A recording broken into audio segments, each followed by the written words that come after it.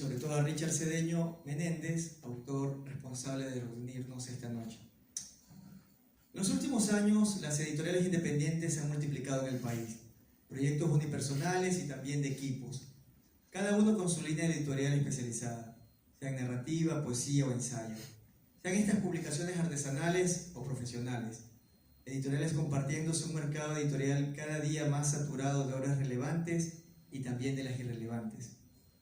Desde el 2019 empezamos a darle forma, junto a un equipo de trabajo, a un cuerpo, ese cuerpo de voces que tenía una idea, respaldar escritores con obras que dijeran mucho, que fueran necesarias al lector. Más de 2 años de trabajo intenso han servido para conformar un catálogo editorial que representa bien al sello, con colecciones de poesía, narrativa, ensayo y memoria, además de su línea académica que pasa por un riguroso proceso de evaluación por pares. Porque una editorial independiente no es una imprenta, porque para una editorial independiente le importa la calidad del contenido que respaldará, porque no se trata de elegir un catálogo relleno. Un cuerpo de voces decidimos, quienes están detrás, desde la edición, lo administrativo, diagramación y diseño, desde la creación de ebooks y coordinación con librerías, que cada título merece una oportunidad con los lectores. En este panorama, cuando Richard Cedeño Menéndez me presentó su novela Voces del Firmamento, al principio me pareció una idea imposible de materializar en el contexto actual del libro, con novedades editoriales publicándose cada semana y quedando en el olvido ante nuevos títulos. Su texto sobrepasaba las 500 páginas y eso no solo lo volvió un proyecto extenso de editar, también difícil de comercializar como producto final. Entonces se planteó la posibilidad de que esta novela se convirtiera en una trilogía, una obra que tuviera 3 momentos con la oportunidad de resaltar el trabajo de su autor. Así se hizo. El resurgimiento de las ánimas se publicó en el año 2021 y a pesar de que la pandemia aún seguía arrinconando al sector editorial, eso no impidió que este primer tomo encontrara lectores a nivel local, nacional y hasta llegaran ejemplares al extranjero. Ahora, la sublime sociedad del último orden no solo enfatiza el compromiso que tiene su autor con el tema de la ciencia ficción dura, sino que abre la puerta a un género del que poco se ha publicado por estos lares. Ambas novelas han logrado el padrinazgo de Iván Rodrigo Mendizábal, crítico literario y especialista en el género de la ciencia ficción. Sus juicios críticos al final de cada tomo dan cuenta de un interés de la obra de Cedeño Menéndez. Y no es para menos, porque el autor que esta noche nos convoca es uno de los escasos escritores que está publicando obras en un género que es toda una rareza en Manabí, porque no ha existido tradición. Su obra es una isla dentro de la provincia, y eso está bien, porque ha ingresado en un mercado que a nivel internacional tiene éxito, pero que en el contexto local empieza a prestársele más interés, lo que es un excelente augurio para un escritor que no ha claudicado en su creación literaria. Cuando yo quisiera invitar acá a escenario justamente a Richard Cedeño Menéndez, Portoviejo 1974, escritor de ciencia ficción y de realismo mágico, ha publicado el libro de cuentos El Arca de los Sueños, publicado por el Ministerio de Cultura y Patrimonio del Ecuador en el año 2017, las novelas Ladrón de Ilusiones, publicado por Libros Duende en el año 2020, Voces del Firmamento, El Resurgimiento de las Ánimas, publicado por Cuerpo de Voces en el año 2021, y Voces del Firmamento, La Sublime Sociedad del Último Orden, primero y segundo tomo de la trilogía de corte cyberpunk. Su cuento Sueños de Silicio Concept, Visiones Ecuatoriales, antologías de ciencia ficción ecuatoriana contemporánea. Esto se publicó en el año 2020 por los sellos Omicron Books y Libros Duende. Y los cuentos Janus y la otra cara del tiempo y Elixis aparecen incluidos en la revista digital Máquina Combinatoria. Entrevistas, reseñas y comentarios en torno a su obra constan en varias revistas especializadas en ciencia ficción. Richard, por favor, si nos acompañas acá adelante.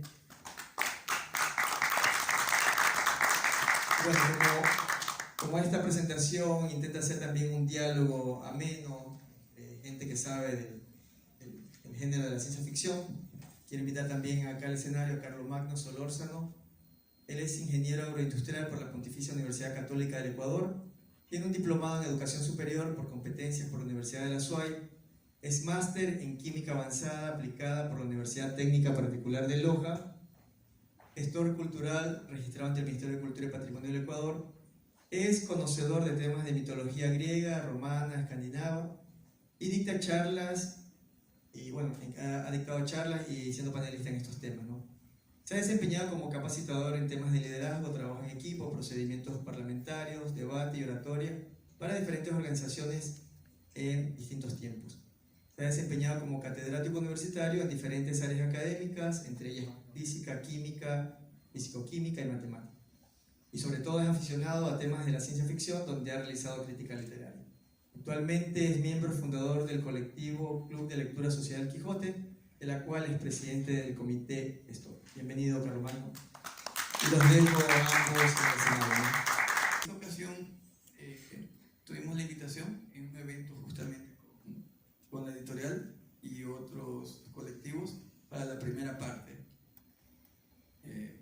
Justamente el resurgir de las ánimas planteaba un futuro bastante interesante. Sin embargo, debo decirlo, este segundo tomo, bueno, recomiendo también el tomo 1 por si acaso, ¿no? Sí, en este caso, ya que mencionas que la pandemia nos encerró, como fue 2020 que empezó la pandemia, alcancé a aumentarle un detalle al resurgimiento de las ánimas, aunque ya estaba casi terminado, pero me vi tentado, no podía excluir el tema del COVID, del SARS-CoV-2. Entonces sí lo metí en uno de los capítulos, lo mencioné, como a partir de ahí los biohackers se dedicaron a hacer más experimentación y de ahí en más pues ya se agarró al argumento en sí de la novela, porque ese es el detalle de esta novela futurística, de ver cómo el ser humano experimenta con su propio cuerpo, en este caso no solamente hablando de laboratorios, de instituciones especializadas, sino también como se ve, personas particulares consiguen suministros, consiguen tecnología para poder probar en sí mismos, los famosos biohackers. Sí, claro. Siempre me pregunté si esa parte fue preconcebida o fue justamente, pero bueno, lo acabas de aclarar. Porque también va mucho de la mano. En una entrevista en la mañana, justamente promocionando este evento en un medio de comunicación, yo decía, no sabemos hasta qué punto la ciencia verdadera se nutre de la ciencia ficción y viceversa. Bueno, los escritores de ciencia ficción dicen, bueno, nosotros leemos ciencia, ellos dicen, y en base a eso creamos, pues, aplicando un poco de fantasía, la trama.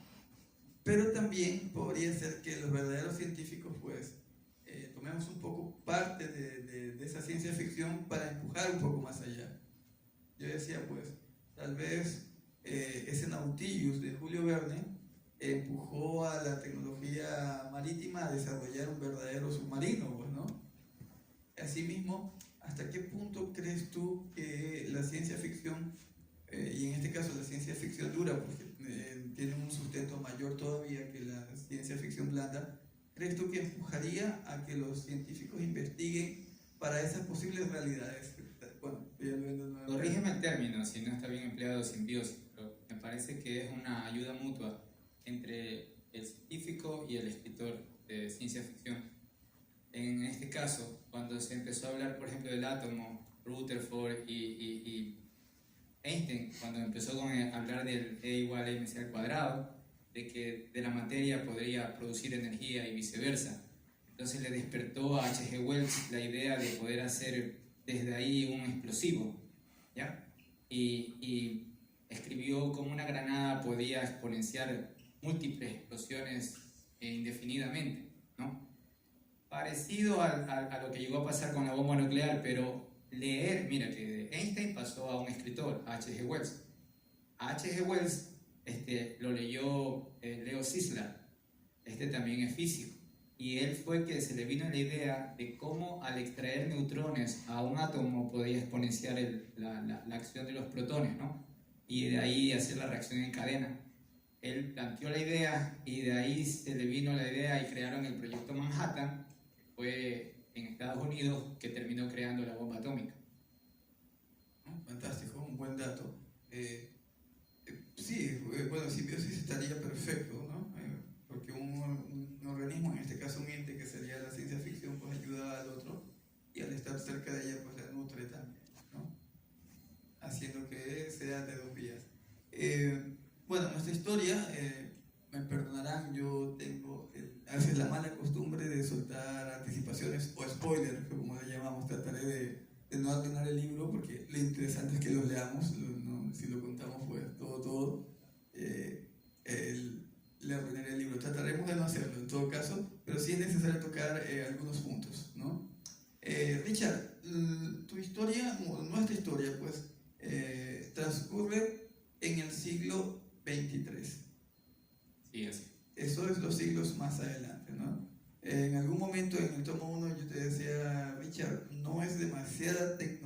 tecnología para tan poco tiempo, porque esa tecnología es viable, pero muchos han dicho que el IQ global ha desacelerado un poco, y pues que bueno, que la duplicación, por ejemplo, del potencial en los PC ya no está el doble, sino que está un poquito menos, pues, ¿no? Esta historia está muy cargada de eventos, bueno, y también hay una parte que toca más adelante, la parte metafísica, Sí. filosófica. Yo ahí tuve que hacer algunos frenos y volver, y estuve ahí en un círculo porque toca partes un poquito sensibles también, ¿no? Que son las creencias religiosas. Ya abordaremos un poquito de eso sin hacer spoilers, ¿no? ¿Creerías tú que este futuro que nos presentas es un futuro distópico? También lo pregunto porque sé que eres fan de las distopías. Así es. Mira que incluso advierto en el primer libro, digo, esta novela empieza siendo utópica. Porque si bien el último orden se plantea como la sociedad perfecta, consecuentemente de todas las restricciones que tiene esta sociedad, se crean ideas contrapuestas, ¿no? El mismo ente, si bien recuerdas la conversación que tuvimos hace un año, Fardum, estaba en discordancia con Lothar Luban-Leder debido a que Fardum quería apresurar las cosas, y en cambio el líder del último orden se mantenía regio, dándole oportunidad a la oposición a darle tiempo a que ellos por voluntad propia aceptaran el régimen. Entonces, en contradicción se genera ahí este caos, se vuelve distópico, sí. Se vuelve distópico porque si bien empleamos el término entropía como para poder mencionar un desencadenamiento de información, más no desorden, porque en física la entropía en sí no es desorden, es un equilibrio general, ¿no? A nivel social sí viene a ser una especie de caos, porque mientras más razones tienes, mientras más opiniones tienes, mientras más grupos de personas opinan, pues la situación se vuelve menos controlada. Entonces, respondiendo a tu pregunta de que si la tecnología está muy avanzada para este futuro en el siglo XXIII, a mí me parece que antes como escritor me preocupa que mis novelas se demoren en publicarse porque yo estoy a la vanguardia de lo que va saliendo de tecnología, ¿no? Y veo como los avances en celulares, computación, las ideas de Elon Musk, que es un visionario con sus chips intracelulares, con sus viajes a Marte, todo eso lo pone ya en antesala de lo que yo escribo. Lo más fantástico que puede sonar en mi novela es la teleportación, y ¿qué te puedo decir? En otro me mantengo en los límites de la coherencia, ¿no? Las velocidades del viaje interestelar. Exactamente. En el siglo XXV viaja al 10% de la velocidad de la luz, 10%. En el siglo XXIII todavía no, mucho menos, al 3%. O sea, se manejan todavía velocidades en rango aceptables, no se acercan todavía ni al 10%.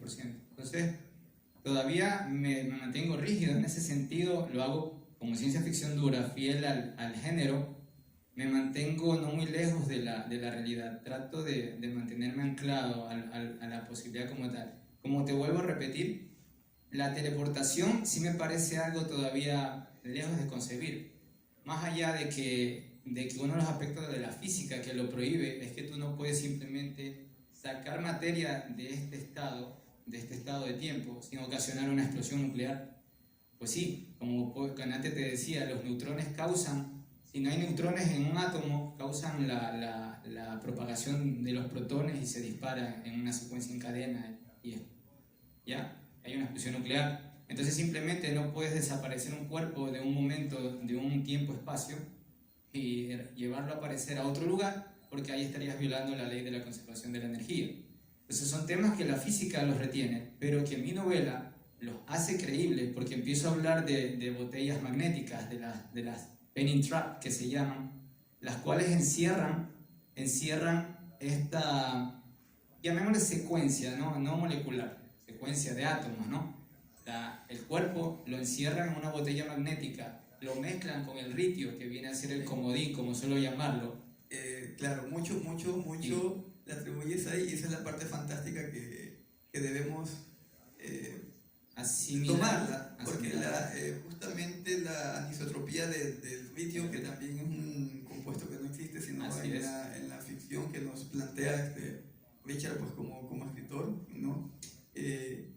esta anisotropía pues deja cabos para tejer muchas cosas. Pero bueno, si yo decía justamente en la mañana también en una entrevista, las partículas gamma no te transforman ni en Hulk ni en Capitán América, y sin embargo la gente va al cine y se traga el cuento de que Hulk y el Capitán América son posibles por irradiaciones de tipo gamma. Digo, todos deberíamos ser Hulk y todos deberíamos ser Capitán América, con letreros luminosos, con pantallas LED, con todo. Tenemos emisiones gamma que sin necesidad de meterse a una terapia de observación, pues, que ya hay en la medicina actual, nos mandan partículas gamma. Y hasta ahora pues yo no he visto que mis músculos se sobreexalten ni mi velocidad crezca más allá de la humana, pues, ¿no? Entonces, esto es muy, muy interesante, me gustó mucho la parte, está muy anclada también a la teoría de cuerdas, porque dejas libre algunas paradojas de las cuales voy a hablar, porque tú haces, por ejemplo, alusión a la paradoja del abuelo en el viaje del tiempo. Una de las preguntas, me lo reservo ahora un momento más adelante, pero también en el cono temporal, pues, ¿no? Y bueno, que cada cono debería estar, pues, en la teoría de cuerdas en su lámina. La teoría de cuerdas nos plantea que la materia en este universo genera otros universos, pero cuando esto sucede, las dimensiones de este universo, incluso el tiempo, se detiene, ¿no? Creando una posibilidad de múltiples dimensiones muy parecidas, ¿no? Tu personaje dice, bueno, ¿de qué me sirve viajar en el tiempo si tal vez el universo que dejé no va a cambiar? Cambiará esta lámina a la cual me estoy cambiando. Eso me puso a pensar mucho, y digo, es cierto, ¿no? Como que él desaparecería de su tiempo, pues, para siempre, pero aparecería un mundo paralelo. Eso, ¿eres creyente de la teoría de cuerdas? Una pregunta directa como científico. A ver, yo creo que a partir de cuando termina el siglo XIX, se pensaba que todo se tenía medido. Con la física de Newton servía para todo, era magia, era todo. La Principia, el gran libro que saca Isaac Newton, explicaba todo, incluso hasta la mecánica celeste, el movimiento de los planetas, de las estrellas, todo tenía una explicación. Sin embargo, y aún así también tenía la electricidad, el magnetismo. Aparece Maxwell, y une la electricidad con el magnetismo, y de ahí dirige la observación científica y la coge a cargo Albert Einstein, y empieza ya a hablar del efecto fotoeléctrico, y de ahí parte la cuántica, y ahí es donde cambia todo. Siglo XX, con la física cuántica, le da la vuelta a la tortilla, vale decirlo de esa forma, porque todo lo que se estaba ya por seguro queda indeterminado.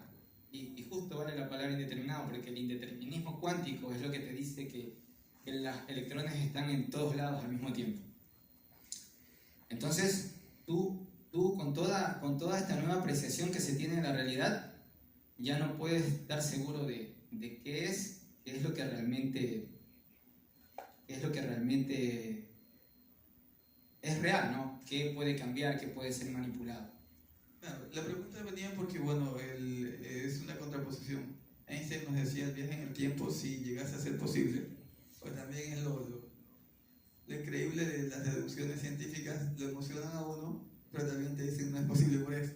Una de ellas, por ejemplo, es que al acelerarnos, toda partícula aumenta su densidad, aumenta su masa. Bueno, yo te decía en una conversación previa, Einstein lo propone y crea la ecuación, pero esto es, si yo le lanzo a usted un centavo, saco de mi billetera un centavo y se lo lanzo aquí a 1,5 metros, a lo mucho le pego un poquito, ¿no? La masa de ese centavo le rebotará en la ropa y caerá y usted recogerá el centavo en el suelo. Pero si yo estoy arriba del Empire State y suelto ese centavo y usted está abajo de donde va a caer ese centavo, posiblemente lo mato. Porque al acelerarse ese centavo, la masa que lo va a golpear, pues lo va a perforar, va a ser una bala. Entonces, Einstein pues lo lleva más allá. Una partícula muy pequeña, al acercarse a la velocidad de la luz, se vuelve enormemente densa, ¿no? Y bueno, nada puede viajar más allá de la luz, pero bueno, él decía, si pudiésemos acercarnos a la velocidad de la luz, el viaje relativo, pues, porque para el que va dentro de la nave es un viaje, un salto temporal, para el que lo ve desde afuera es un congelamiento, solo sería hacia adelante, pero luego pues la teoría de cuerdas nos dice que podría ser en ambas direcciones. En todo caso, me puso mucho a pensar, te lo digo, Richard, en ciertas partes sentí un poquillo de miedo, tanto poder en seres humanos, aunque tu novela también propone algo en la genética, ¿no? La eliminación del odio, de la violencia, esas utopías pues, que nos llevan aquí todavía algunos siglos después de Jesucristo, ¿no?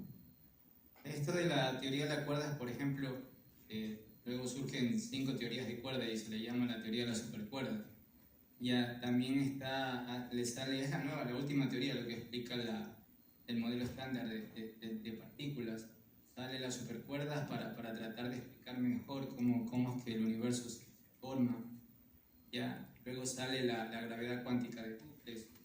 Pero son teorías muy nuevas, que si bien todavía no tienen cómo comprobarse experimentalmente, es lo que mejor sugieren para probar cómo funciona el tema. Pero si bien yo lo menciono en la novela, es más bien como parte de una retórica, como parte de una protesta de los generales cuando están entrevistando a este viajero del tiempo. Y aquí hiciste una pequeña indicativo de lo que va la novela. El segundo tomo inicia tal cual con la materialización de una persona que viene del futuro. Esta persona llega a este tiempo con una memoria muy trastornada, ¿no? Viene con parte de amnesia y eso es lo que le da a la trama el misterio, ya que el lector, si se pone en los pies, si se pone en la cabeza del viajero, no sabe exactamente qué está haciendo en ese lugar ni a qué ha llegado, solamente intuye su propósito. Con esa intuición se entrevista con los líderes de este último orden para tratar de enfrentarse un mal que proviene de una secuela, ¿no? de una causa que hubo en el primer libro, ¿no? Una recesión como tal de este régimen, de este gobierno del ramo, reinos asociados del mundo unido, liderado por Lothar Leuwenhoek y por un Jackson Fardon ya fallecido, en el cual crean una sociedad pura, una sociedad que no tiene antivalores, o sea, defectos, entre comillas, carece, porque se implícitamente manipulan el gen que causa que la persona tenga comportamientos violentos. Eso no es ficción. En la vida real hay el estudio de la vasopresina, de la BPR1, la cual en mayor producción hace que se produzca la enzima MAOL. La enzima MAOL en el cerebro se encarga de limpiar los residuos de dopamina y serotonina, que de modo que si se oxidaran, eso causa que la persona se vuelva depresiva, agresiva y violenta. Entonces, una persona puede tener la MAOL en buen funcionamiento de esa enzima y esta persona es más dócil. No solo eso, la ABPR1, el gen, implica que si tiene uno de los ligamentos más largo, esta persona siente placer al hacer cosas buenas. Se hizo un estudio en las cárceles que las personas más violentas tenían esta protuberancia del gen más corta, eran los más agresivos. Entonces se sabe que hay un gen responsable de que se sienta placer por hacer cosas buenas. O sea que tú no eres bueno simplemente porque te nace ser bueno, es bueno porque te gustas, porque encuentras placer en ayudar a alguien, en saludar a alguien, ¿ya? Y lo disfrutas, y por eso lo haces. En cierto modo, los seres humanos somos así, nos movemos con el bienestar, lo que nos causa felicidad lo hacemos.